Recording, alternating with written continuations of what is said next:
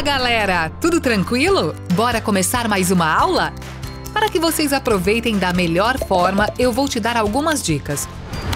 Antes de tudo, procure um ambiente adequado em que você se sinta confortável. Tenha cuidado com os ruídos, eles podem tirar a sua atenção no meio da aula.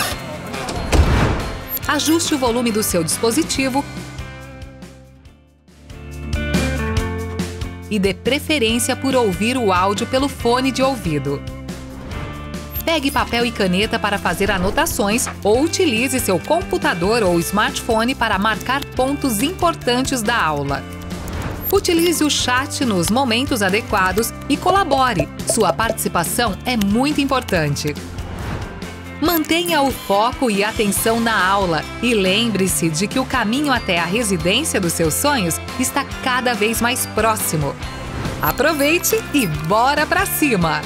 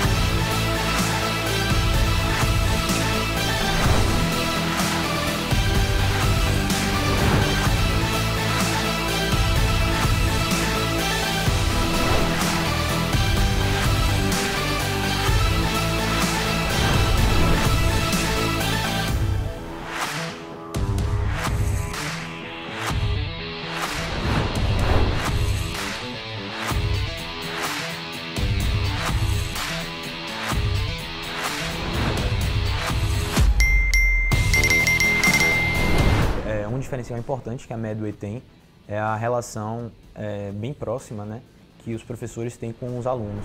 Fazer o curso tirou muita angústia que eu tinha, facilitou muito a jornada aí, no sentido de entregar alguns tópicos já que a gente precisa. Os professores estão sempre bastante presentes. A Medway me mostrou que eu poderia mudar a minha formação como médica e não só como concurseira naquela época. Então ela mudou o meu mindset para que eu viesse preparada para São Paulo para ser uma grande residente, mas também uma grande médica no futuro.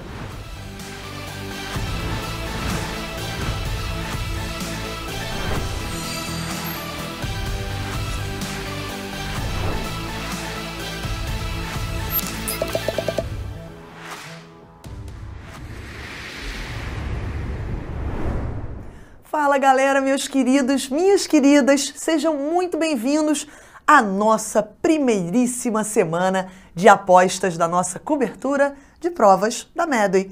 A gente sabe que tá chegando, tem prova já domingão. Eu sei que vocês estão tensos, a gente está super próximo aqui de vocês recebendo mensagem, os alunos estão nervosos. Então você, nosso aluno aí, ou você que está aí no YouTube assistindo, não é nosso aluno, seja muito bem-vindo. A gente está montando toda essa cobertura de provas para deixar você mais tranquilo ou mais preparado. Eu espero que de soslaio aí saiam mais tranquilo, mas mais preparado para as provas que estão vindo. E hoje eu quero muito conversar com vocês sobre as nossas apostas aqui da Medway para o Albert Einstein. Pediatria, eu sou professora de pediatria, muito prazer, não me apresentei. Meu nome é Joana Rezende, sou professora de pediatria aqui da Medway. E hoje a gente vai entrar um pouquinho nas principais apostas que a gente, aqui o time de pediatria da Medway, está apostando para a prova do Einstein, que vai rolar dia 6. Então, se você vai fazer a prova, não perde. Rolou ao longo da semana, vai rolar ainda mais apostas. Vão rolar, né? Então, não perde. Se você perdeu as antigas, está gravado aqui no nosso YouTube. Se inscreve, já aproveita, marca aqui, ó, inscrever-se, ativa o trem do sininho ali, aqueles negócios que eu não sei muito como é que funciona. E comenta, é sempre bom, deixa um like, avisa que tá bom, avisa que não tá bom, não gostou, isso é super importante pra gente, fechou? Vamos lá, que eu não quero tomar muito tempo de vocês. Pra gente começar essa nossa aula, eu quero te contar como é a prova do Einstein e o padrão que a gente vem observando ao longo dos últimos anos. Para montar essas apostas aqui, a gente sempre refaz e faz e estuda e entra na instituição de cabeça para entender o que vem mudando e o que tem mais chance de cair nesse ano. Tudo baseado em análise estatística e também no nosso feeling, né? O que tem sido mais comentado, o que rolou na instituição, tudo isso a gente traz um pouquinho para cá. E ao longo dos últimos anos, dentro do Einstein, a gente tem observado uma certa mudança no padrão das questões. Houve alguns anos lá atrás que as questões do Einstein sempre tinham uma outra que eram muito diretas ao ponto. Era uma questão assim com uma linha e uma coisa muito conceitual, uma coisa muito decoreba, e isso foi mudando ao longo do tempo. Sempre houve questões maiores, mas ao longo dos últimos anos, principalmente nos últimos 2, essas questões menores sumiram e as questões passaram a ser casos clínicos de 3, 4 linhas, um pouquinho maiores, para você entender o que está acontecendo no paciente e de uma maneira sempre muito prática. Vou explicar um pouquinho mais para frente. Mas geralmente questões um pouquinho mais maiores e poucas questões decoreba, questão muito direta ao ponto. Isso tem diminuído, tem sido uma questão, até quando bota o caso clínico, ela é mais direcionada, mas ela não é 100% decoreba, ela é muito mais de manejo, de condução do caso, e isso é importante de você ter essa clareza para ir para a prova mais tranquilo, se esse é o seu feeling aí de questão. É uma questão bonita, é uma questão mais prática. Não se assuste se surgir aí na pediatria umas 3 ou 4 questões bem difíceis. Umas 3 ou 4 questões que você vai ficar na dúvida, não vai saber qual marcar, vai ficar entre 2 ou vai ficar entre mais de 2. Então eu te falo isso porque no ano passado isso aconteceu. Foi um padrão, a pediatria deu uma dificuldade, pesou um pouco a mão, diferente de 2021, que foi uma prova mais light, todo mundo foi melhor na pediatria. No ano passado a galera se embananou um pouquinho. Eu tô te falando isso para você se tranquilizar. Caso chegue a prova de pediatria, você fala, meu Deus, mas essa aqui era a minha melhor. Comecei por pediatria porque eu sou muito bom de ped. Respira, que isso é um padrão da prova de pediatria do Einstein. Então, não se desespera, tá bom? Poucas imagens, não costuma ter muita imagem ali na questão para você interpretar. E aí sim, a questão da muita prática que eu comentei com vocês, geralmente são questões que pedem muito a abordagem. A abordagem de uma maneira mais holística, tá? Se você vai fazer tratamento medicamentoso, se vai internar, se vai investigar. Então, sempre de uma maneira mais dia a dia e pouco conceitual. Não é uma prova que vai te perguntando sobre a fibrose cística. Aí na letra A te pergunta sobre imunodeficiência na fibrose cística, se existe ou não. Na letra B pega um outro aspecto da fibrose cística, talvez da fisiopatologia. Não é muito o padrão do Einstein. Claro que uma ou outra questão podem fugir disso, mas via de regra é uma prova muito mais prática, que mescla muito bem a parte ambulatorial e a parte hospitalar ou de pronto-socorro. Uma prova bonita, uma prova bem feita, com poucas anulações, de uma maneira geral. De vez em quando tem uma ou outra. Teve anos que teve um pouquinho mais, mas nos últimos anos, menos anulação. Beleza? O que vale a pena a gente relembrar aqui hoje com a gente conversando? Vale a pena a gente relembrar doenças exantemáticas. Cai todo ano no Einstein. Então a gente tem que saber um geralzão e eu vou pegar um pouquinho mais no pé do sarampo, para a gente bater um pouquinho mais, que é o que a gente tem visto, maior incidência, teve toda a crise de vacina aí nos últimos anos, vamos falar um pouquinho mais de sarampo. Covid-19, assunto que nos últimos 2 anos caiu. E o que o Einstein gosta dentro de Covid-19? O Einstein gosta de síndrome inflamatória multissistêmica pediátrica, a gente vai falar um pouquinho dela, e algumas atualizações que eu quero que você leve para sua prova, visto que é uma prova que gosta de cobrar conceitos novos. Então, algumas coisas da Covid a gente quer trazer aqui para você. Na anafilaxia, atualizações e diagnóstico, a gente teve uma atualização bem importante da anafilaxia pela SBP em 2021, quero bater os critérios diagnósticos de novo aqui com vocês. Vamos falar um pouquinho de anemias e hemoglobinopatias, principalmente focando aqui na diferença entre a anemia ferropriva e a talassemia. Vou pegar um pouquinho da doença crônica, mas o foco vai ser essas duas aqui, e também da anemia fisiológica do lactente. E para a gente finalizar, eu vou falar de imunizações, e deixa eu te dar uma dica, eu vou falar aqui do que foge ao óbvio. No sábado, imediatamente um dia antes da prova do Einstein, a gente vai fazer o Dicas de Última Hora. E nesse Dicas de Última Hora, eu vou dar algumas outras coisas, que é aquela revisão de última hora. Aquela revisão que a gente pega o caderno rapidinho, dá uma olhada aquele no que... Ai, caramba, eu nunca consigo lembrar naquilo. Então, todas as grandes áreas vão se juntar no sábado de manhã para a gente conversar com vocês sobre as dicas papum. Eu vou falar de imunização na dica também, só que lá eu vou focar mais no PNI. Aqui eu vou focar na parte um pouco mais difícil, na parte um pouco mais detalhada, que o Einstein gosta. Fechou? Isso aqui é uma coisa mais direcionada, não dá para eu falar de toda a pediatria. Aqui eu tenho 50 minutinhos, no máximo 1 hora para conversar com vocês. Então, se eu não bater em algum ponto, doenças exantemáticas, por exemplo, eu não vou falar de varicela. Se você tiver um tempinho, dá uma olhadinha ali. Imunização, quer dar uma olhada no PNI, construir o PNI até sábado, até domingo, na realidade, para você decorar? Constrói, pega um papel, vai anotando, vacinas, PEI, idades, é a melhor forma de você aprender PNI. Não vai dar para eu bater tudo aqui, a gente está indo nas nossas apostas. Combinado? É para a gente tirar aquele pontinho extra ali na nossa prova. Vamos começar então por doenças exantemáticas, pelo que dói menos. Eu sei que você domina bem doenças exantemáticas e no Einstein, o importante é a gente saber o diagnóstico, o manejo e as complicações das principais doenças exantemáticas. Os 4 principais que costumam aparecer. A primeira delas, o exantema súbito, um velho conhecido nosso do dia a dia ali da pediatria. A segunda, o eritema infeccioso. Eu não quero que você confunda, como várias pessoas confundem, esses dois. Ah, começa com E. Tá bom, mas um é exantema súbito, o nome já diz tudo, ele é súbito, e o outro é um eritema infeccioso, que o nome não diz tanta coisa assim, né? O exantema também tem um componente ali infeccioso. Eu gosto de chamar de um eritema pós-infeccioso. Não é o nome correto, mas é o que a gente vai ver um pouquinho na clínica da doença. Então você lembra ali que tem a questão do pós-infeccioso. Fechou? A gente vai falar um pouquinho de sarampo e a gente vai falar de escarlatina. E aí a gente encerra doenças exantemáticas bem papum aqui. Para a gente começar, eu montei essa tabelinha com clínica, manejo e complicações para cada uma delas. Deixa eu te falar uma coisa. Aqui nas apostas e principalmente nas dicas, o meu objetivo não é que você saia anotando. Se você foi aluno nosso, você já tem isso tudo anotado. Não perde tempo fazendo 1000 anotações. Isso tudo você já viu. Aqui é uma revisão rápida, e a não ser que tenha alguma coisa ali que a gente não comentou tanto, talvez uma SIMP que você talvez não tenha entrado tanto nesse conceito, a gente não abordou tanto, é uma coisa que a gente deixa para abordar agora em cima da hora, porque está mudando. Então, se for uma coisa que você já tem, não se preocupa tanto com anotar, se preocupa em prestar atenção e talvez anotar as dúvidas. É isso que eu quero de você. A forma de você fazer um estudo ativo aqui é ir pensando o que você não sabia, o que eu não falei e que você ainda tem dúvida. Aqui é uma coisa direcionada, mas tem muito mais coisa dentro de cada um desses assuntos. Então começa a fazer esse estudo ativo para terminar aqui e falar, agora eu lembro disso aqui. Poxa, eu não lembrava como é que era o manejo do sarampo, tá bom? Estudo ativo aqui comigo. Vamos falar então um pouquinho do sarampo. Quando a gente fala do agente do sarampo, a gente tem o paramyxovírus. Importante saber? Einstein não costuma cobrar tanto não, mas lembra ali daquele nome. O que o Einstein costuma cobrar? Primeiro de tudo, a clínica. E eu estou começando por sarampo pela importância que o sarampo adquiriu ao longo dos últimos anos na pediatria. Eu nunca tinha visto sarampo na minha vida, até eu terminar a residência e começar a atender, e aí aconteceu a explosão, o surto lá na região do Nordeste, veio para o Sudeste também, a gente começou a ver sarampo, e era uma coisa que a gente só conhecia de livro.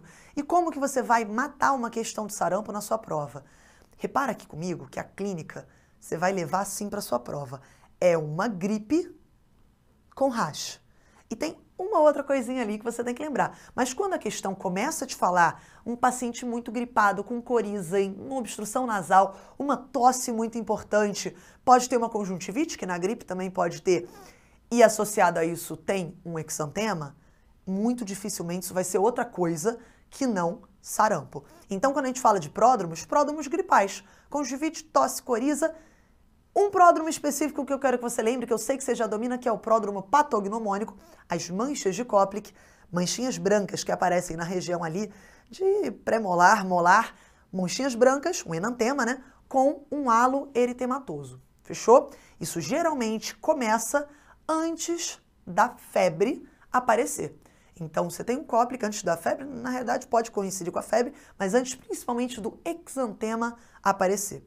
Então, o Koplik ele pode continuar por um tempo, mas ele começa antes do exantema, e quando a febre está geralmente no seu ápice, aparece um exantema morbiliforme, diversas formas, geralmente ali papular, pode ser um pouco máculo papular, bem vermelhão, bem intenso, crânio caudal. Às vezes a gente fica muito bitolado de lembrar todas as formas que os exantemas têm, né, todas as progressões. O mais importante realmente é o sarampo. Ele aparece crânio caudal e geralmente o primeiro lugar que ele aparece é na inserção capilar. Fechou? Isso aqui é o que você tem que saber da clínica, não tem mais muito detalhe. Quando você se identifica diante de um quadro de sarampo, você faz o diagnóstico, geralmente a gente faz aí por PCR, e o manejo que a gente vai fazer é um manejo com... A terapêutica que a gente vai fazer é com vitamina A. A gente faz uma suplementação de vitamina A. E como é que você vai lembrar que é a A? Lembra que, para mim, que vitamina B, C, D, E, nenhuma dessas letras tem no sarampo. Então, sarampo só tem a vitamina A, é ela que a gente vai fazer. Além disso, um suporte adequado para minha criança. Lembra que comigo, sarampo não é uma doença light. Ah, tá tranquilão. Não é. É uma doença que pode evoluir com gravidade, como a gente coloca aqui nas complicações. Então, cuidado. Não é aquela doença que você vai colocar junto com as crianças para a criança ter, pelo amor de Deus. Sarampo é uma das vacinações mais importantes que a gente tem. Não que exista uma mais importante que a outra, mas é muito importante. E tão importante é, e pode ser tão grave, que a gente vai se preocupar com a profilaxia pós-exposição. Casos que tiveram contato com casos de sarampo, pessoas que tiveram contato com casos de sarampo, tem que olhar se tem necessidade de fazer a profilaxia pós-exposição, que a gente vai comentar no próximo slide. Além disso, dentro das complicações, o que é importante da gente lembrar? Tem 3 principais que eu quero que você lembre. A primeira delas, otite média aguda, que é a complicação mais comum do sarampo, segundo a SBP. Pneumonia, a complicação que mais mata. E já teve uma questãozinha no próprio Einstein, que perguntava da complicação e não tinha homem, perguntava qual era a mais comum bacteriana. Se não tinha oma, a pneumonia passa a ser uma complicação bastante importante. Pode acontecer bastante, caso o sarampo evolui com pneumonia, e ela é a que mais mata, apesar de não ser a mais grave. Fez sentido isso aqui? A mais grave é a panencefalite subaguda. É uma coisa que vai acontecer vários anos depois do sarampo, uma encefalite global bastante grave, que pode evoluir para óbito, só que ela é muito incomum, ela é rara. Então, quando a gente bota em números, a pneumonia, por ser mais comum, ela acaba levando a mais óbitos do que a panencefalite subaguda. Combinado? O que eu quero te falar aqui de profilaxia pós-exposição, antes de entrar nas outras doenças exantemáticas. Quando eu falo de profilaxia pós-exposição, eu tenho que me preocupar com as pessoas suscetíveis. O que eu quero dizer com isso? A pessoa que não foi vacinada, a pessoa que não completou o esquema, a pessoa que tomou uma dose ali que não contou, tomou uma dose muito pequena, tomou ali uma dose 0 com 6 meses, pode ter acontecido. Então, essas crianças elas são suscetíveis. Ou então um adulto que nunca tomou vacinação, a gente olha a caderneta, não tem. Essa pessoa, eu vou me preocupar em fazer a vacinação de bloqueio.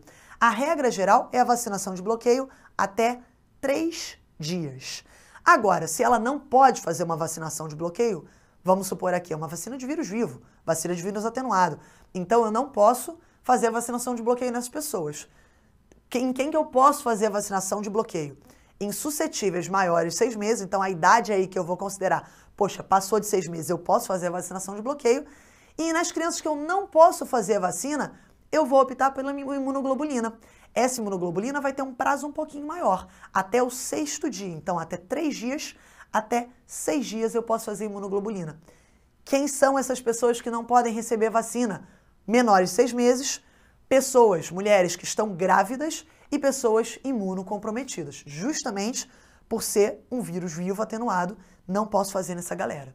Nessa galera eu vou priorizar a imunoglobulina. Ah, eu posso não fazer nada? Não pode, é uma doença grave, pode gerar complicações. Então, se tem um suscetível que foi exposto a uma criança na casa com sarampo, pensa se ele vai receber vacinação de bloqueio ou imunoglobulina padrão. Fechadíssimo?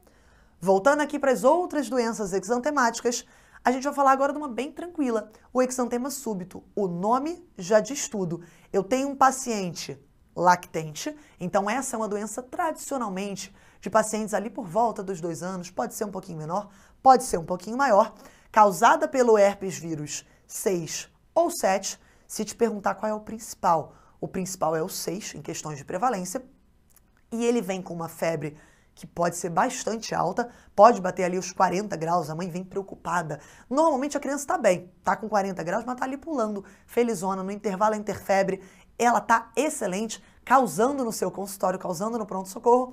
E quando a febre passa, então a febre defervesce, aparece o meu exantema. Então esse exantema só vai aparecer quando a minha criança está afebril, algumas horas depois dela acabar com a febre. Por isso o nome súbito. De repente, eu não estava esperando, essa criança estava sendo investigada por uma febre sem sinais de localização. Talvez eu achasse que era um mitu. Na vida, dá muita confusão. Na prova, a prova vai te passar que era uma criança com uma febre muito alta, passou, de repente vem um exantema de corpo inteiro, exantema rosado, isso é bastante característico de exantema súbito. O tratamento é suporte, não tem muito o que fazer, é observar. E a complicação que a gente pode encontrar é a convulsão febril. A minha criança está com uma febre alta, a faixa etária é mais ou menos essa aqui, a criança pode evoluir com uma convulsão febril. Joana, tem outras complicações? Tem, a maioria das referências nem coloca a convulsão febril como uma complicação, mas às vezes a prova coloca ali para você. Tem outras complicações? Tem, mas elas são mais raras. Eu posso ter, por exemplo, uma encefalite viral pelo herpes vírus tipo 6, ou uma meningite viral. Não é o mais comum. Estou só te dando uma informação aqui, já vi casos disso, mas na prova, não me lembro se já foi cobrado em algum momento, estou só dando uma diquinha, caso alguém resolva colocar. Além disso, vamos agora para a nossa terceira, eritema infeccioso. Eritema infeccioso causado pelo parvovírus B19. O que você tem que saber do eritema infeccioso? Você tem que saber que ele é uma doença trifásica, completamente diferente do exantema súbito que a gente estava falando, que subitamente aparece um exantema. Aqui, a gente tem um exantema que vai aparecendo em 3 fases. Num primeiro momento, ele aparece com uma facies esbofeteada. A criança tem 2 exantemas bastante proeminentes, bastante vermelhões, na face, como se ela tivesse levado 2 socões. Coitada da criança. Foi esbofeteada nas bochechas. Primeira fase do meu exantema, do meu eritema infeccioso. Segunda fase, um exantema rendilhado ao longo do corpo. Você consegue ver como se fosse uma rendinha, um padrão meio em hashtag, pode ser assim? Um padrão bem com algumas zonas centrais mais esbranquecidas, menos exantemáticas e umas linhas que vão se cruzando e fazem um aspecto de renda na sua criança. Pode acontecer delas se sobreporem? Pode, não se assusta se a questão botar uma criança que tem uma face esbofeteada e um exantema rendilhado pelo corpo. As fases podem coincidir na criança. E por fim, a nossa terceira fase é uma fase em que a criança já melhorou, mas o exantema pode recidivar. Poxa, tem uma exposição ao calor, pode aparecer, faz um exercício físico, pode voltar o exantema. Então não se preocupe, isso não quer dizer que a criança está doente novamente, é uma das coisas que a gente orienta para a mãe. E geralmente esse exantema é um exantema pós-infeccioso. Já melhorou, ela pode ter tido uma febre ali, um pródromo febril, já passou e por algum evento pós-infeccioso aparece o meu exantema. Isso é importante porque a criança não está mais transmitindo o parvovírus B19 na vasta maioria das vezes, a não ser que seja um paciente imunodeprimido ou até mesmo um paciente falcêmico, pode prolongar um pouquinho mais essa expulsão de vírus, aí esse contágio. O manejo é de suporte, não tem muito o que a gente fazer, e a complicação clássica que a gente tem é a crise aplásica no paciente falcêmico. Então, o parvovírus B19 ele tem um tropismo pelas nossas células, pelos eritroblastos, pelas hemácias. Então, pode acontecer, principalmente no eritroblasto, dele detonar aquela célula e no falcêmico, que já tem uma anemia mais proeminente, já tem ali uma hemoglobina mais baixa, ele não consegue repor, reticulócito vai no pé, hemácia vai no pé, pode ser uma indicação de transfusão de concentrado de hemácia no meu paciente falcêmico. Combinado? Para a gente finalizar, a gente tem então a escarlatina. Escarlatina causada pelos Streptococcus pyogenes, o clássico que dá aquela faringite ali, aquela amidalite bacteriana, que normalmente acomete na idade de 5 a 15 anos. É incomum a gente ter, principalmente menores de 2, 3 anos, um quadro de faringite bacteriana.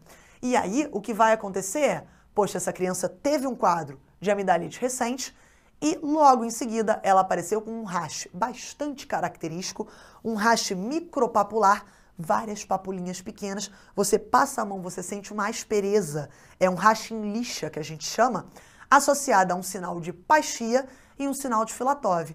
Sinal de Paixia, aquela intensificação das linhas ali flexurais, então eu consigo ver uma hipercromia dessas linhas, e o sinal de Filatov, aquela branquidão, aquela palidez perioral numa criança que está toda vermelhona. Além disso, uma língua em morango, língua em framboesa, cada lugar bota de um nome.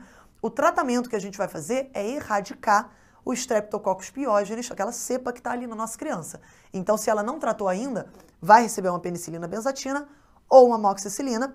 E as complicações são as complicações da realidade da faringite bacteriana. Eu posso ter um abscesso cervical, nessa situação, se eu identifico, né, uma criança com dificuldade de engolir, uma criança com alteração ali da fonese, uma criança com um edema ali muito importante cervical, eu vou drenar esse abscesso cirurgicamente e vou prescrever antibiótico terapia, geralmente uma cefalosporina de 3ª geração.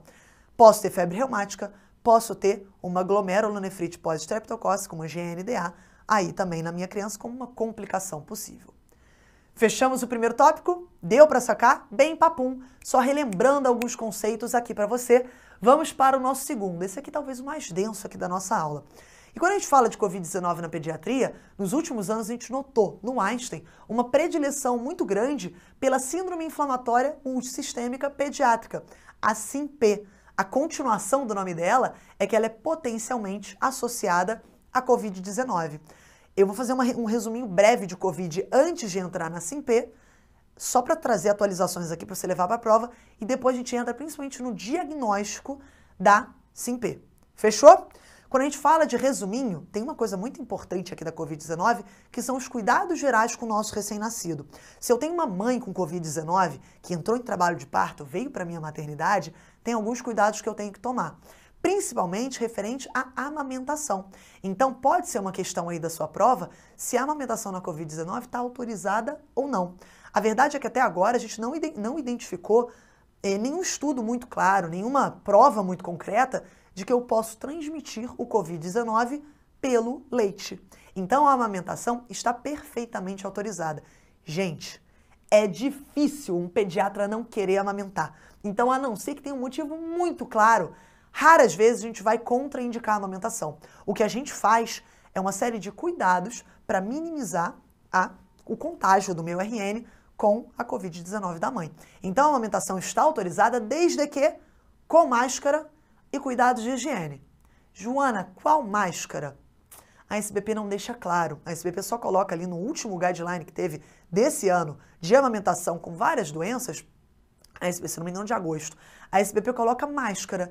Se a prova perguntar para você, uma máscara cirúrgica é de bom tom, melhor que uma de pano, a gente sabe que minimiza ainda mais a passagem. E cuidados de higiene, vou fazer no ambiente arejado, vou lavar as minhas mãos, vou tomar aí todo cuidado, vou evitar falar enquanto eu estou amamentando a criança, vou evitar tossir, se eu tossir eu vou trocar a máscara. Então todos esses cuidados aí para amamentar o meu bebezinho, para ele não pegar Covid-19, fechou? Sempre que possível, a minha gestante, a minha, na verdade, lactante, a parturiente, quem acabou de parir, eu vou priorizar que ela fique num quarto privativo. Preciso isolar a mãe e o bebê? Não preciso. Eu preciso deixar o berço afastado a 1 a 2 metros da mãe. Combinado? Então ela vai ficar no mesmo quarto. Se não der, vai ficar numa enfermaria, num alojamento conjunto, não é o ideal. Sempre quarto privativo e o berço afastado. Maravilha? O contato pele a pele está autorizado logo que a criança nasce, depois de um leve banho materno ali no leito. Então, higieniza a mãe para não expor a criança também a excessivas, secreção, a mãe tossiu, a gente sabe que ali acontece de tudo ali no momento do parto. Então, lava a mãe, seca direitinho e aí sim o contato pele a pele e a amamentação na primeira hora estão indicadíssimos. Combinado? Posso fazer um contraponto? Eu nem ia falar isso aqui na aula, mas eu quero só trazer uma coisa nova que saiu aí nas últimas semanas da SBP também, que foi a amamentação do paciente com monkeypox. A mãe com monkeypox. Essa mãe é um pouco diferente. Eu não acho que vai cair necessariamente no Einstein, porque a prova é muito em cima. Mas como o monkeypox está saindo aí muito, a gente ainda está com bastante dificuldade de ter diretrizes claras, tem muita coisa que a gente ainda está descobrindo, porém, existe um isolamento mais isolado do que esse de quarto privativo. Então, a mãe realmente vai se isolar na monkeypox. Vai se afastar mãe e feto. E feto não, e IRN, né? Então, você não tem esse momento da amamentação e, inclusive, é contraindicada a amamentação, o leite que ali, enquanto a mãe está em isolamento, esse leite tem que ser desprezado. Depois de sair do isolamento, o leite já está autorizado, a amamentação ali já está autorizada. Isso é de monkeypox, não tem nada a ver com Covid. Eu trouxe só para te trazer uma informaçãozinha extra atualizadíssima da SBP. Para a gente finalizar a Covid-19, o clampeamento oportuno, o clampeamento do cordão umbilical vai ser oportuno. Então não tem indicação de fazer um clampeamento precoce ou tem que clampear imediatamente. Não tem muito isso não. O clampeamento vai depender das condições do meu RN. Fechou? Vamos agora falar de vacina. Quando a gente fala de Covid-19, eu preciso que você lembre que tem 2 vacinas disponíveis para Covid-19 na pediatria no Brasil. A primeira delas é a Pfizer, é a mais atualizada, é a que a SBP, de uma maneira geral, está recomendando um pouco mais. A gente teve uma mudança recente agora, nos últimos meses, há 2 meses atrás, a SBP e a Anvisa autorizaram o uso da Pfizer a partir de 6 meses de idade. Antes disso, no início do ano, a gente já tinha autorização da Coronavac a partir de 3 anos de idade. Joana, qual é melhor? Não tem muito isso, mas geralmente a gente está indicando mais a Pfizer. A SBP fala aí, até pela idade, né? Geralmente vai tentar indicar a criança para a vacinação o mais cedo possível. Vamos falar de SINP agora? SINP, ou a Síndrome Inflamatória Multissistêmica Pediátrica, provavelmente associada à Covid-19. Muita coisa, Joana, não consigo decorar esse nome. O nome te dá dica. É uma síndrome inflamatória. O que você lembra de doenças inflamatórias? O que você lembra de tempestade de citocinas, ativação macrofágica, tudo isso, Kawasaki, tudo isso tem um pezinho ali em síndromes inflamatórias e tem uma clínica muito parecida com a SINP. Além disso, ela é multissistêmica, ou seja, ela vai acometer diversos sistemas do meu paciente pediátrico. Então, tem aqui vários dos critérios que a gente usa para fazer o diagnóstico da SINP. E ela tem uma associação muito provável com a Covid-19. Essa entidade não existia até começar uma série de relatos de casos ali em maio de 2020, no Reino Unido, de semelhança com a doença de Kawasaki. Então, tem aqui uma associação muito grande de sintomatologia com Kawasaki. A gente vai observar isso daqui a pouquinho.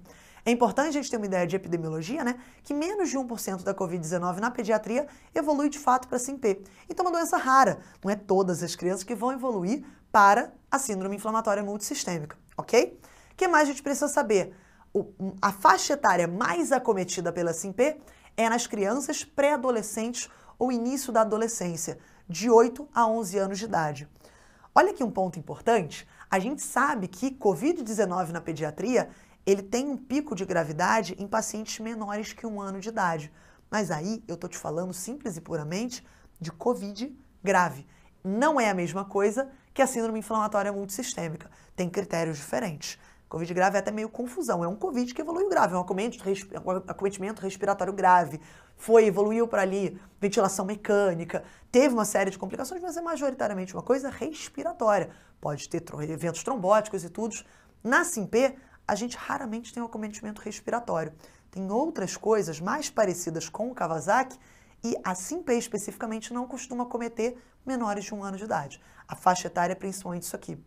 A gente já começa a diferenciar SINP de Kawasaki pela faixa etária. Lembra lá comigo, Kawasaki geralmente é uma doença de menores de 5 anos de idade, certo? O que mais que a gente precisa saber? SINP tradicionalmente é um quadro grave. É uma criança que requer hospitalização. É uma criança que muitas vezes vai precisar de suporte inotrópico, vai precisar de cuidados intensivos. Então isso aqui é um ponto importante para a gente se atentar também. E a fisiopatologia, até o momento, é desconhecida. Ainda estamos descobrindo se é um evento pós-infeccioso, se é uma tempestade de citocinas. Não sabemos isso ao certo. Então, pós-infeccioso, não sabemos. E aí, só para lembrar, já comentei, um quadro semelhante à doença de Kawasaki e a síndrome de ativação macrofágica. Para quem já viu, uma coisa muito multissistêmica, uma coisa ali muito grave. Tudo isso a gente vai observar no próximo slide. Então, vamos dar uma olhada?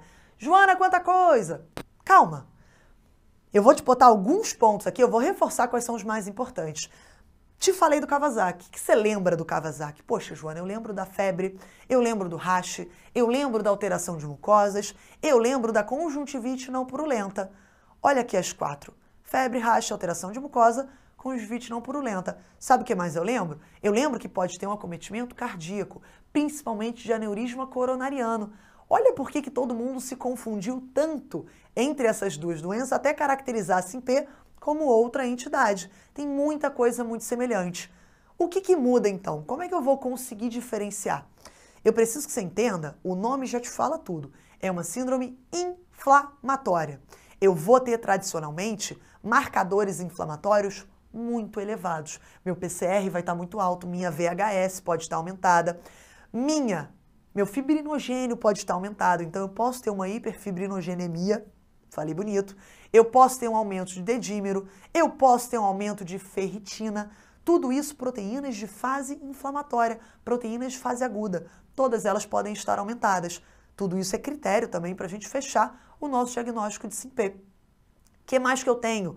Tradicionalmente, eu te falei, né, que o acometimento respiratório não é tão forte, e de fato não é. Na SINP, o que vai pegar não é pulmão. Se esse meu paciente acaba evoluindo ali para uma intubação, para uma ventilação mecânica, geralmente é pelo restante do quadro da criança. É uma criança que está chocada, está instável hemodinamicamente, e aí ele tem essa indicação de fazer uma ventilação mecânica por esses motivos. Às vezes por um acometimento neurológico, um rebaixamento do nível de consciência. Então esses pontos começam a diferenciar tanto da COVID grave quanto do Kawasaki. Kawasaki não é tão comum evoluir para o choque assim, pode evoluir, mas é menos de 10% dos casos. Na SINP, bastante vai evoluir para o choque. O que mais que vai acontecer aqui que me diferencia principalmente de Kawasaki? O acometimento neurológico, eu posso ter ali uma cefaleia muito importante, eu posso ter alterações visuais, alterações corticais, sinal focal, tudo isso pode aparecer. Eu tenho, muito frequentemente, um acometimento gastrointestinal. E olha que coisa mais interessante, ao longo dos últimos anos, a gente pegou vários casos, tanto em qualquer instituição, a gente pegou vários casos de criança que a gente jurava, de pé junto, que era uma apendicite. Fazia ali um exame, não vinha muito claro, vinha um apêndice esquisito, mas não vinha ali tão claro ali de que era uma apendicite de fato. Entrava na faca, a gente botava a criança na sala, no centro cirúrgico, e quando fazia o apêndice estava limpo. Fazia um quadro de dor abdominal, de abdômen agudo, que mimetizava muito um quadro de apendicite. E isso pode cair na sua prova. Criança que vem com uma história epidemiológica de Covid, teve exposição, chegou com uma febre, uma dor abdominal muito proeminente, que até pode se localizar ali um pouco mais em fossa ilíaca direita, fazendo diagnóstico diferencial de apendicite aguda, pensa, exclui SINP. Ok? Só que é uma coisa que a gente na pediatria viu muito nos últimos anos. O que mais? O acometimento cardíaco, eu já comentei com vocês, também pode diferenciar um pouco de Kawasaki. A gente costuma ter um aumento de BNP ou de pró-BNP. Isso tudo pode acontecer. E olha só, a plaquetopenia. Lembra comigo que Kawasaki dá trombocitose. A gente no SINP vai ter mais, tradicionalmente, uma anemia, uma plaquetopenia mais proeminente, associada a uma coagulopatia. Para finalizar, a maioria dos nossos critérios diagnósticos, então quando a gente fala da OMS, a gente fala aí do CDC, a gente tem esse critério de Covid-19. É um Covid é um critério ou sorológico, então a gente pode ter aqui um IgM e um IgG positivos, pode ter um PCR positivo, e se tiver os dois negativos, eu pelo menos exijo uma história epidemiológica de Covid-19. Joana, você falou muito, eu não consegui decorar. Não precisa decorar, eu quero que você pegue o jeitão. Mas caso você queira saber, os critérios são muito parecidos. Eles vão incluir uma febre, pode ser uma febre aí de 1 dia ou de 3 dias. A febre é um critério mais vago, assim, se tem febre referida ou não, avaliada ou referida, é um critério aí. Então, febre, a gente vai ter um acometimento multissistêmico, a gente tem esses aumentos de marcadores inflamatórios e a gente tem, geralmente, essa história de PCR ou sorologia ou história epidemiológica, excluindo outros critérios e, às vezes, requerindo uma internação. Fechou? Achou isso tudo na questão? Estamos falando de SINP. E como que é o tratamento? O tratamento é individualizado, é um tratamento que está em constante evolução. A gente ainda está descobrindo qual a melhor forma de fazer. A gente geralmente vai precisar de um suporte circulatório, de um suporte ventilatório. É comum que essas crianças evoluam para a necessidade de aminas vasoativas. A AAP, a Associação Americana de Pediatria, recomenda o AAS para todas as crianças. Lembra aqui comigo, eu não vou saber fazer o diagnóstico diferencial tão claramente entre Kawasaki e entre SINP. Então, com frequência, o AAS vai entrar aí num momento inicial. Assim como pode entrar um antibiótico. Poxa, isso aqui faz diagnóstico diferencial com sepse, com choque séptico. Então, o antibiótico pode entrar também, mas o tratamento característico da SINP, o tratamento que a gente tem visto a maior parte dos trabalhos, dos grandes estudos observacionais, indicarem para a gente, é uma associação de imunoglobulina intravenosa com corticoterapia, geralmente em altas doses. Tem lugar, a API ainda fala só em imunoglobulina intravenosa, corticóide entrando como uma segunda linha, mas a vasta maioria dos estudos New England já tem botado isso, tem colocado essa associação entre corticoide e imunoglobulina intravenosa. Combinado? Vamos então para o nosso próximo tópico, vamos falar de anafilaxia. Quando a gente fala de anafilaxia, por que eu trouxe? Esse aqui é rapidinho, tá? Vamos bater rápido que eu já tô apertada no tempo. Quando a gente fala de anafilaxia, teve uma mudança recente nos critérios brasileiros. A SBP divulgou uma nota em 2021, mudando um pouquinho, mas de maneira a facilitar. Qual que é a ideia aqui? A ideia é trazer uma maior sensibilidade. É claro que quando eu trago uma maior sensibilidade, eu acabo botando no balaio de anafilaxia vários casos que são falso positivo. Eu sei disso, mas eu prefiro que você trate erroneamente alguém que não é um quadro de anafilaxia do que deixe passar uma anafilaxia que é um quadro gravíssimo. Então a sensibilidade aumentou. O nosso limiar para diagnosticar a anafilaxia, ele deu uma reduzida. Os critérios ficaram mais fáceis. A ideia é que eu trate mais gente dessa maneira. Então vamos olhar rapidamente, eu tentei dar uma resumida aqui na nota da SBP. O primeiro critério agora são só 2, talvez você lembrasse dos 3 critérios clássicos. Vamos bater os só 2? O primeiro critério é quando eu tenho um acometimento de pele ou mucosa e mais um dos seguintes. Antes da gente ir para um dos seguintes, o que é um acometimento de pele ou mucosa? É um angedema, então pode ter um edema ali periorbitário, um edema de lábio muito proeminente. É uma urticária. Como é que a gente vai identificar a urticária na questão? Placas eritematosas, placas confluentes ali ao longo do corpo, que podem migrar de um lugar para o outro e que coçam bastante. Então, esse é o critério pele e mucosa. A SBP ainda coloca assim o critério de rubor. Então, a criança ficou muito ruborizada de repente, também é um dos critérios que a gente pode entrar aí como critério de pele ou mucosa. Fechou? Então, tem um desses, mais um dos seguintes. A gente lembra que a anafilaxia pode acometer classicamente 3 sistemas. O primeiro deles é o respiratório. O que a gente vai observar no respiratório? Um broncoespasmo súbito, um acometimento laríngeo, uma criança que começa a ficar com uma rouquidão, uma criança que começa a tossir de repente. Então, um dos critérios é o respiratório. O outro critério que a gente lembra é o cardiovascular. O que a gente vai observar no acometimento cardiovascular? Eu vou observar uma hipotensão súbita, ou um acometimento de órgão-alvo. O que é um acometimento de órgão-alvo? Poxa, eu tenho ali um acometimento cardiovascular de tal modo que eu diminuo a minha perfusão cerebral. Isso gera uma síncope no meu paciente. Ou diminuo ali pode gerar ali também, né, tanto no cerebral quanto ali no acometimento, na irrigação de bexiga, de cólon e tudo. Isso pode me gerar também um quadro de incontinência súbito. Esse aqui é o mais difícil. Esse aqui, se a questão botar para vocês, é muita maldade. Mas pode acontecer, está dentro dos critérios. E o terceiro grande sistema que pode ser acometido dentro de uma anafilaxia é o gastrointestinal. E aqui ficou um pouquinho mais claro. Eu estou te falando do acometimento gastrointestinal grave. O que é isso? Vômitos de repetição ou uma dor abdominal muito importante. Então, se eu tenho pele ou mucosa, que é o sintoma cardinal da anafilaxia, mais um desses aqui, fechou o teu diagnóstico. Precisa ficar lembrando? Não precisa decorar tanto, mas vai pelo jeitão, entende que é pele mais um. Pois se a questão botou uma urticária e mais alguma coisa esquisita na questão, muito provavelmente é um quadro de anafilaxia. O segundo critério é o critério mais difícil. É o critério em que não tem acometimento de pele. Ou tem, pode ter, mas não precisa ter. Então, quando a gente não precisa ter a pele acometida, qual que é o critério? Eu tenho uma exposição a um alérgeno altamente provável. Se a criança já sabe que é alérgica a frutos do mar, por exemplo, e sem querer comeu, isso aqui me chama atenção. É a criança que estava numa festa ou em alguma coisa, comeu um monte de coisa, se expôs a um monte de coisa, ninguém estava olhando, pode acontecer também. Aí uma questão de um alérgeno altamente provável. É uma criança que já sabidamente tem uma série de alergias alimentares e comeu alguma outra coisa que é um alérgeno comum, isso também é um alérgeno provável. Mais dos seguintes. O que é um dos seguintes? Aqui a gente restringe um pouco mais. O gastrointestinal, por exemplo, não vai entrar. Os meus critérios são mais graves. O que são os critérios mais graves? A criança ficou hipotensa e comeu alguma coisa, se expôs a alguma coisa, esquisito, muito provavelmente isso é um quadro de anafilaxia. A criança fez um broncoespasmo do nada, evoluiu poucas horas após a exposição a um alérgeno altamente provável. Ou então a criança teve um envolvimento laríngeo. De repente ela começou a ficar rouca, de repente ela começou a fazer uma clínica de edema de glote. Isso aqui é um quadro de anafilaxia, mesmo que essa criança não tenha urticária ou não tenha angedema. Na prática é o mais difícil, esse aqui é o que mais mudou. A SBP deixou um pouco mais simples para a gente não perder essa criança daqui. Então vamos dar uma olhada na urticária bonitona, caso apareça uma questão para você.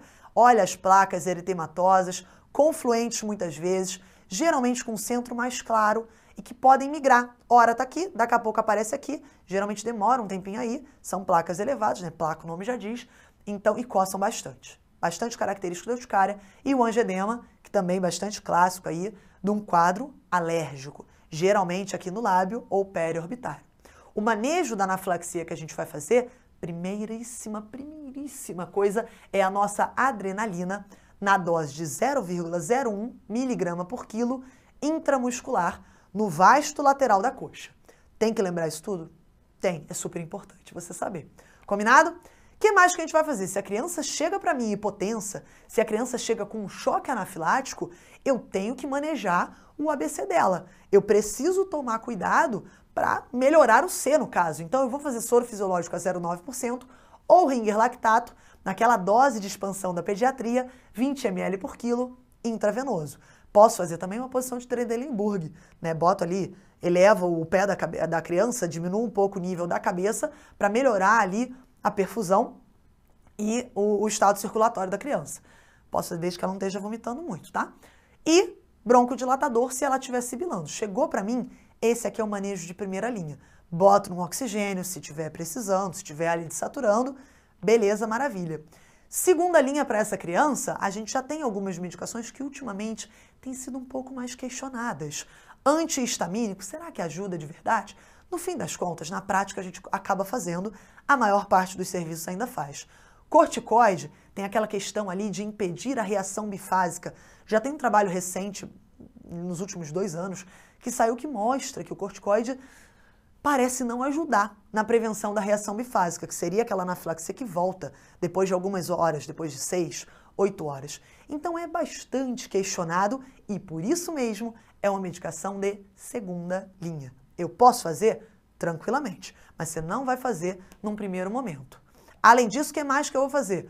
Observação hospitalar por 6 a 24 horas, vou internar minha criança, vou fazer uma alta com encaminhamento para o imunologista, preciso investigar quais são as alergias, será que tem mais alguma coisa que essa família precisa saber? E eu vou prescrever o autoinjetor de adrenalina, que não existe no Brasil.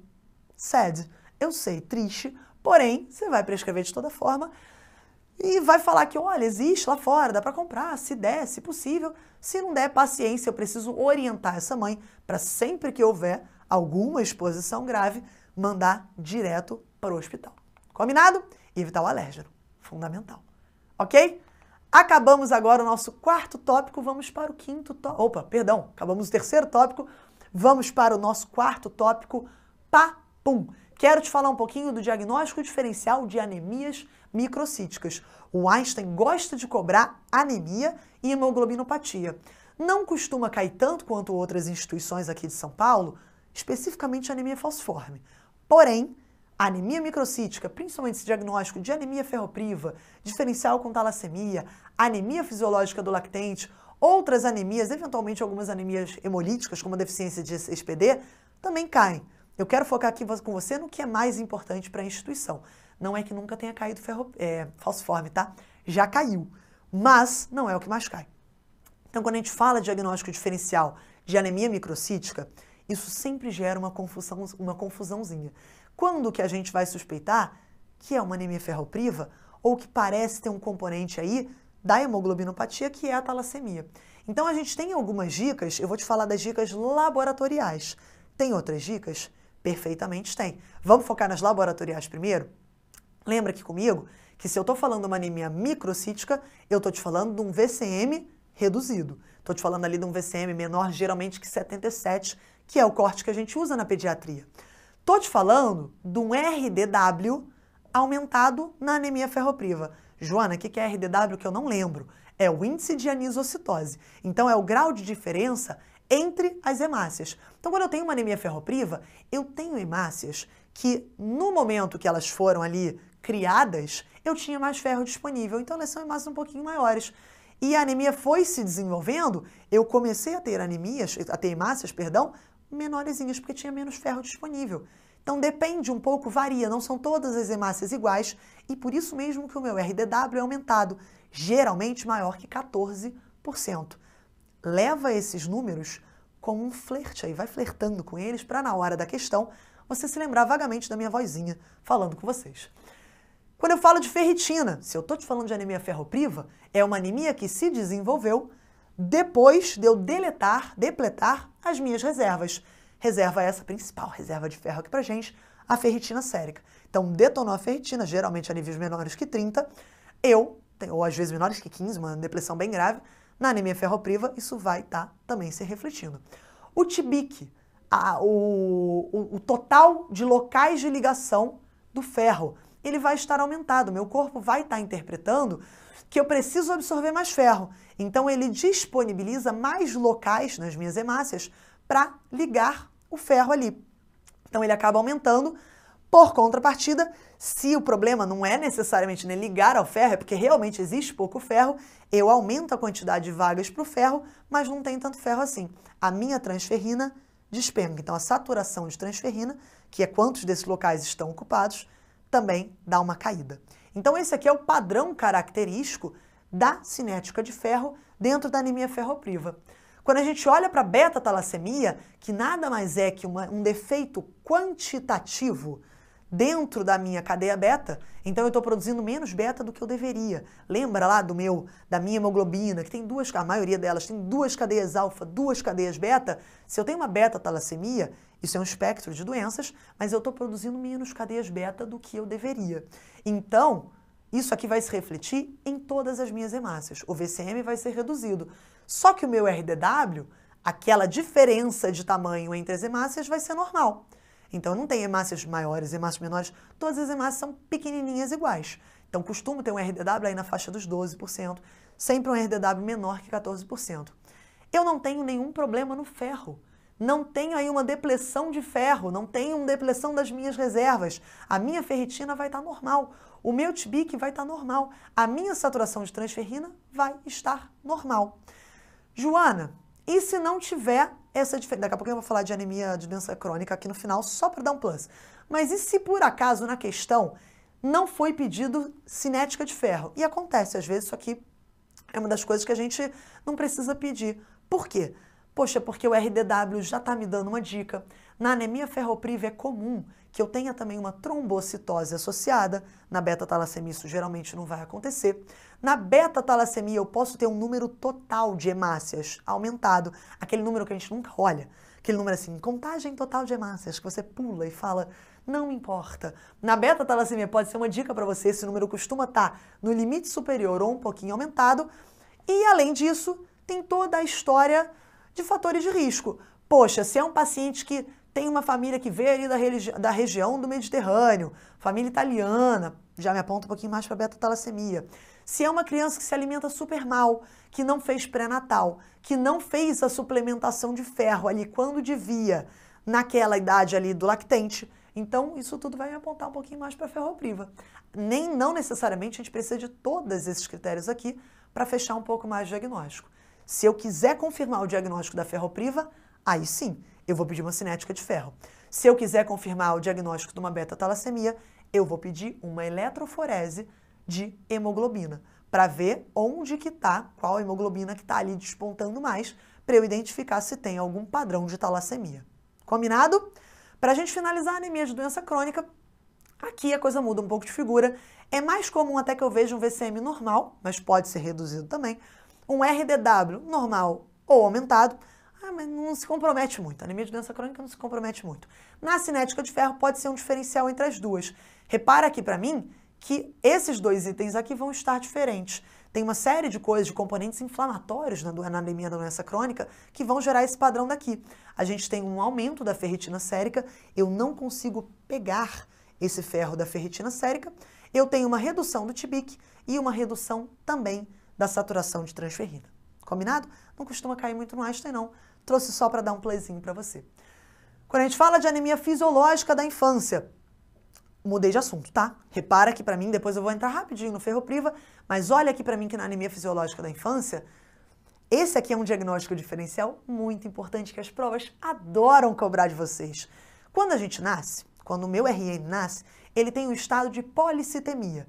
O que isso quer dizer? Ele tem hemácia pra caramba. Isso acontece porque ele estava num ambiente de hipoxemia relativa.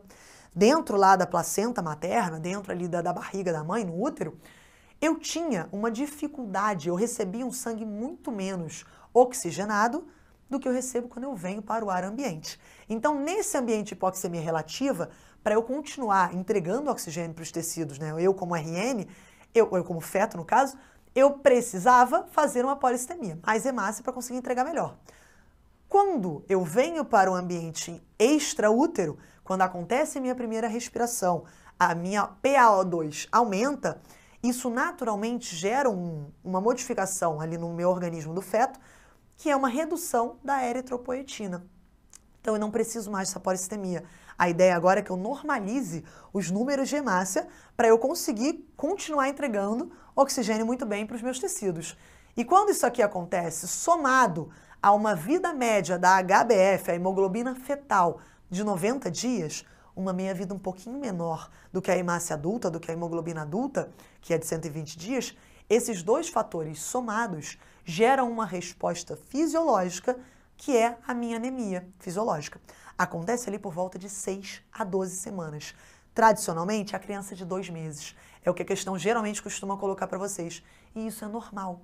É uma anemia normo-normo, anemia, e ela costuma regular, esses valores aqui variam pra caramba de referência para referência. Ela costuma regular de 9,5 de hemoglobina para 11 gramas por decilitro. Então, viu uma criança que está bem, uma criança com 2 meses com essa anemia aqui, muito dificilmente isso vai ser uma anemia ferropriva, a não ser que a hemoglobina esteja muito mais abaixo. Qual é a conduta aqui? Um beijo e um abraço, sua criança está excelente, vamos observar. Não era nem para ter pedido essa hemoglobina daqui, esse hemograma. Combinado? Então isso aqui é completamente fisiológico, é uma resposta normal. Daqui para frente a criança vai voltar a subir os índices hematimétricos e daqui a 1, 2, 3 meses esses índices já vão estar normalizados. Para a gente matar a anemia ferropriva, que eu comentei com vocês, quando a questão te dá dicas de uma anemia ferropriva, um RDW aumentado, uma história ali de que se alimenta mal, de que não fez pré-natal, de que não fez a profilaxia com sulfato ferroso quando era pequeno, não tem necessidade de eu pedir a cinética de ferro, eu já parto direto para o meu tratamento empírico e reavalio essa criança.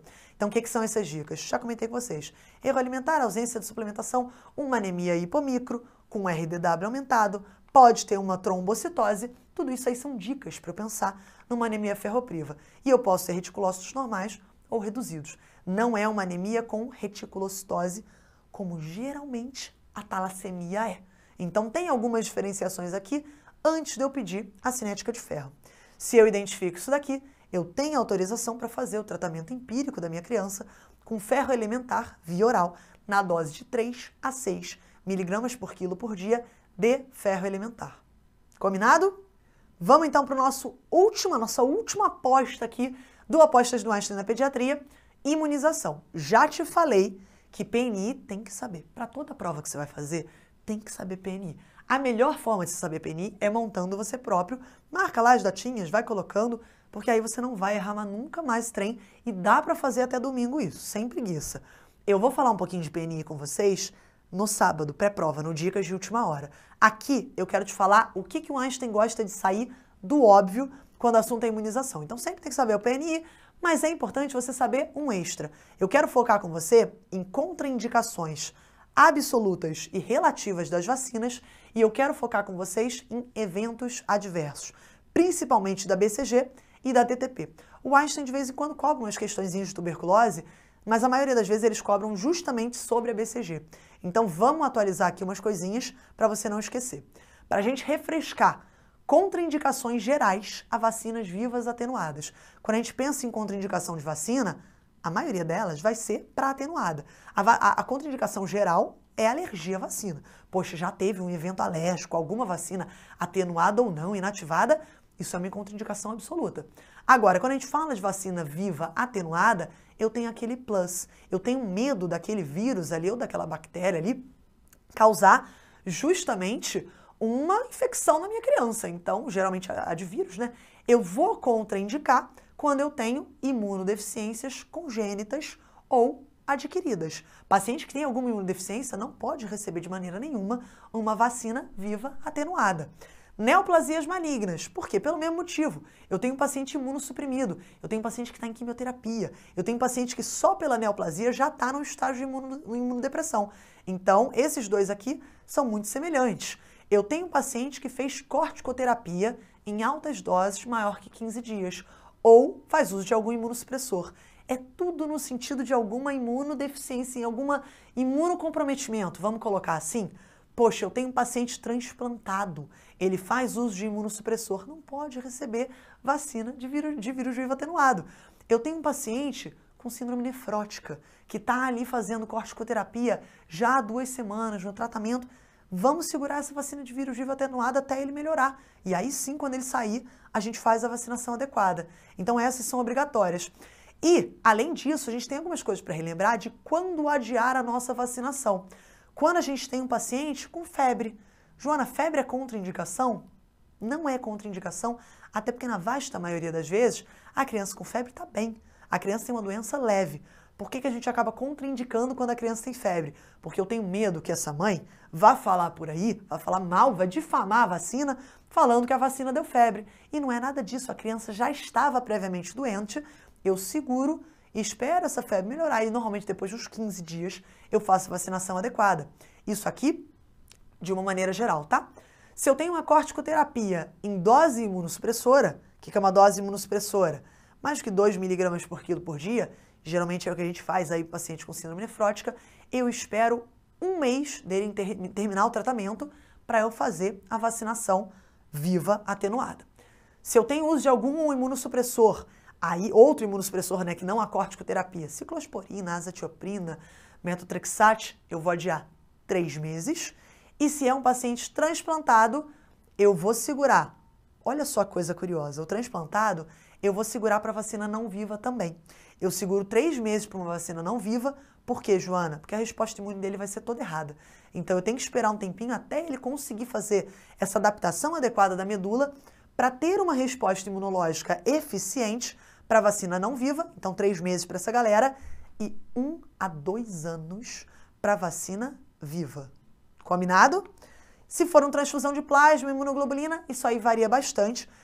Essa aqui já é bem nota de rodapé. Trouxe só para dar um playzinho, para você saber que existe. Então, se o paciente transfundiu plasma ou imunoglobulina, o intervalo varia um pouco de qual foi o componente de transfusão, mas o mínimo é de 3 meses também. Combinado? Esse aqui foi mais detalhe. Eu preciso que você lembre vários desses, pode cair na sua prova. Uma pegadinha que é bastante clássica dentro do calendário vacinal é quando que a gente não pode fazer a vacinação simultânea. Ou seja, a gente sabe que quando a criança vai para um pronto-socorro não, na verdade, para o UBS, para um postinho, ela sai toda furada. Tem vacina aqui, o pai sai chorando, é um Deus acuda, parece que bateram na criança e na realidade foi um monte de vacina que ela ganhou ao mesmo tempo. A gente aproveita essa janela de oportunidade para vacinar a nossa criança. Só que, quando a gente está falando de vacina viva atenuada, especificamente a tríplice viral, sarampo, cachumba e rubéola e a febre amarela, eu não posso vacinar as duas juntas na primeira vacinação, na criança menor de 2 anos. Então, essa é a única exceção. A criança vai vacinar, por algum motivo atrasou. Você sabe que no PNI elas nem são juntas, né? A gente tem a febre amarela ali com 9 meses e a primeira dose da tríplice viral com 12 meses de idade.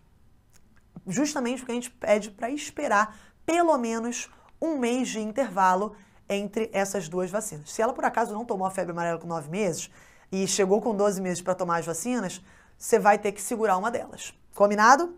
Fechou? Essa aqui é uma pegadinha clássica de prova, quero que vocês levem. E outra pegadinha clássica é a contraindicação da vacina de rotavírus. Lembra aqui para mim que a principal contraindicação da vacina de rotavírus é quando ela é fora da faixa etária. A primeira dose, ela vai ser feita até 3 meses e 15 dias de idade. E a segunda dose vai ser feita até 7 meses e 29 dias. Se chega uma criança para você que nunca tomou a vacina de rotavírus e ela tem 4 meses de idade, ela tomaria a primeira dose com 4 meses? Não dá, né? Já passou de 3 meses e 15 dias. Então, fica muito atento com o rotavírus, especificamente, com a questão da idade na criança com calendário vacinal atrasado. Combinado? Vamos falar rapidamente de eventos adversos para a gente finalizar a nossa aula. Quero te falar dos eventos adversos da BCG. A gente sabe, é uma das vacinas que mais tem evento adverso local. E alguns desses têm um manejo um pouco diferente, geralmente, né? Ai, doeu. Espera, toma dipirona, não vai geralmente causar nenhum problema muito grande. No caso da BCG, a gente está inoculando o bacilo intradérmico na minha criança. Então eu posso ter alguma reação local do próprio bacilo. Eu posso ter, por conta disso, a aparição de uma ulceração. Eu posso ter um abscesso, pode ser um abscesso tanto frio quanto quente. Eu posso ter a aparição de um granuloma e eu posso ter uma linfadenopatia regional supurada. Posso ter uma linfadenopatia grande, tudo isso aqui eu tenho que tomar o cuidado. O que eu preciso que você saiba? Eu preciso que você saiba do tratamento. Eu preciso que você saiba como que você vai manejar quando é só observação e quando não é. Quando eu tenho uma úlcera maior que 1 centímetro, uma úlcera grande, eu vou, se não cicatriza, poxa, uma úlcera ali que não está resolvendo, eu trato com isoniazida. Olha aqui para mim, já dá dano misu aqui, a maior parte dos tratamentos são com isoniazida. Então você não vai se estressar muito com... eu vou fazer esquema tríplice, geralmente é isoniazida. Se eu tenho um abscesso subcutâneo frio, esse é um abscesso causado pelo bacilo, ou às vezes, geralmente pelo bacilo, e eu vou tratar com isoniazida também. Se eu tenho um granuloma, isso também granuloma é a marca registrada ali na minha tuberculose. Vou tratar com isoniazida se não cicatrizar. E se eu tenho uma linfadenopatia regional que supurou, eu também vou tratar com isoniazida. Se não supurou, a princípio, eu não trato. Se é só uma linfadenopatia ali, eu posso observar, principalmente se ela for pequena. Combinado? O que eu quero que você preste atenção? Eu pulei um aqui. Eu pulei o abscesso subcutâneo quente. Abscesso subcutâneo quente é infecção por germe de pele. Abscesso subcutâneo quente é uma adenite, é alguma coisa ali que tá... Poxa, foi na hora de inserção, eu não higienizei, acabou entrando, fez ali uma quebra de barreira, entrou alguns streptococcus, alguns estafilococcus ali. Nessa situação, o problema não é o bacilo. O problema é o estáfilo, o estrépito que está ali. Então, eu vou tratar com antibiótico terapia sistêmica, dependendo aí de como está a cara desse abscesso. Fechadíssimo? Então, eventos adversos locais, a maioria das vezes, eu vou tratar com isoniazida. Exceto quando não precisa tratar. E como é que eu vou lembrar, Joana? Não tô... Muita coisa, muita informação, não tinha essa informação. Eu gosto do mnemônico. Eu gosto de lembrar da lua. Então, quando a gente fala de L, eu estou te falando do linfonodo supurado. Não pode esquecer. Lembra do supurado? Tem vários U's. É a segunda letra, né? O lua. Péssima essa. Cada uma tem uma letra. Então, o L é o de linfonodo supurado, o U é de uma úlcera maior que 1 centímetro e o A é de um abscesso. Frio ou quente? A gente sabe que a lua é fria. Isso é um problema, inclusive. Então, não... Enfim, um problema se a gente for morar lá. Então, se a lua é fria, a gente tem um abscesso frio como uma das indicações aí para a gente tratar o nosso evento adverso por BCG com isoniazida. Fechou? Não sei se vai ajudar. Sempre me ajudou. Eu sempre lembrei assim, então vai para a prova com confiança. Tem outros eventos adversos? Tem outros eventos adversos. Temos eventos adversos sistêmicos.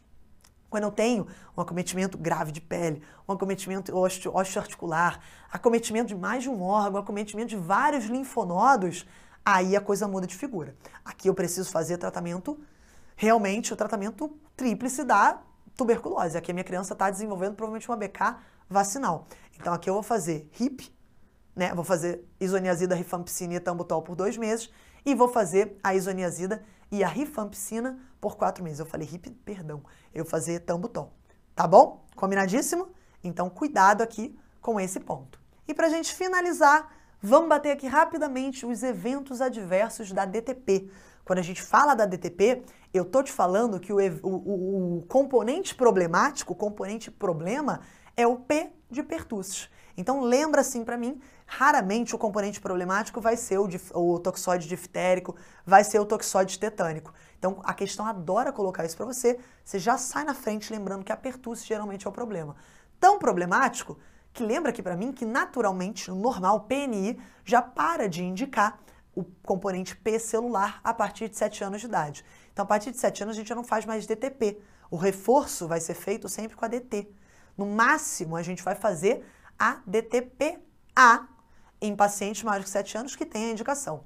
Então repara aqui para mim, a regra geral de um evento adverso da DTP é eu vou trocar o componente P celular por uma PA celular. Então se deu problema, na maioria das vezes, eu vou resolver esse problema trocando a minha DTP por uma DTP-A.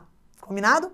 Agora, se é um evento muito grave, se teve um problema, a gente vai falar um pouquinho disso, mas se é um evento, caramba, a criança ficou muito mal, eu vou contraindicar absolutamente o meu componente pertussis.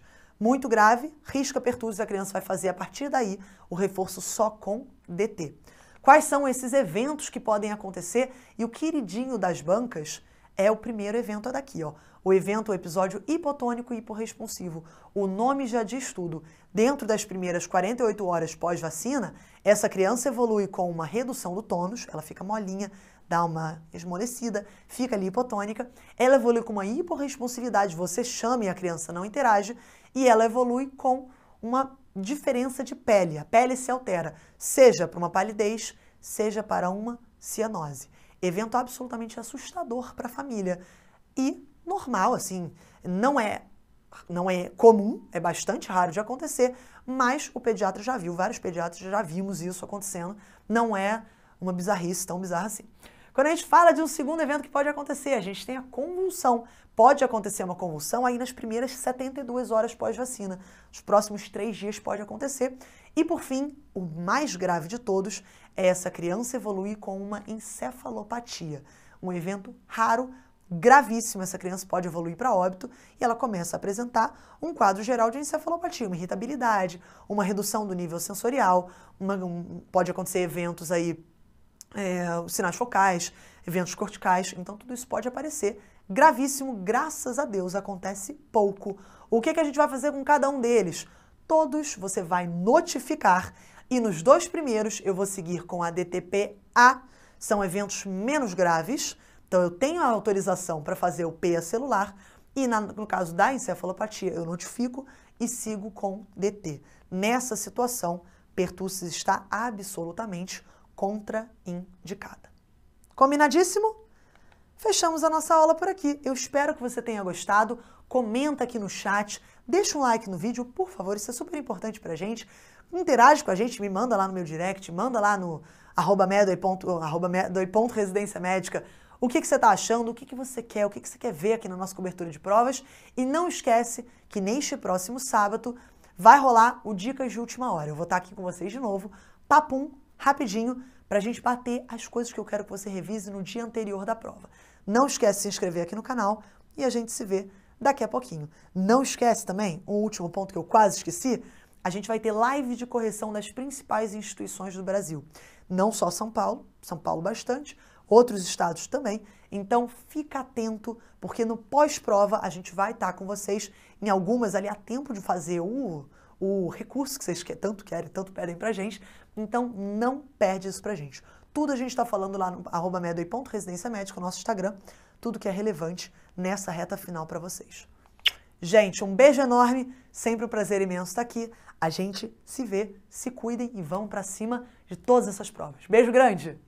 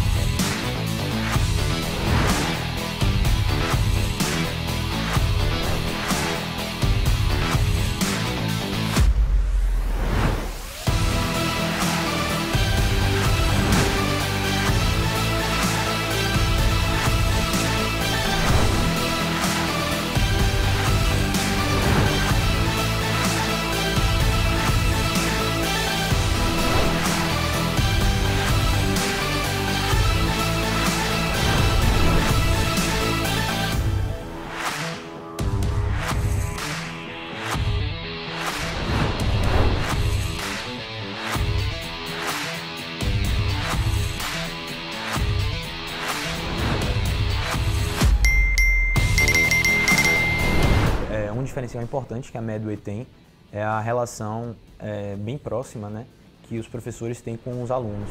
Fazer o curso tirou muita angústia que eu tinha, facilitou muito a jornada aí, no sentido de entregar alguns tópicos já que a gente precisa. Os professores estão sempre bastante presentes. A MED me mostrou que eu poderia mudar a minha formação como médica e não só como concurseira naquela época. Então ela mudou meu mindset para que eu viesse preparada para São Paulo, para ser uma grande residente, mas também uma grande médica no futuro.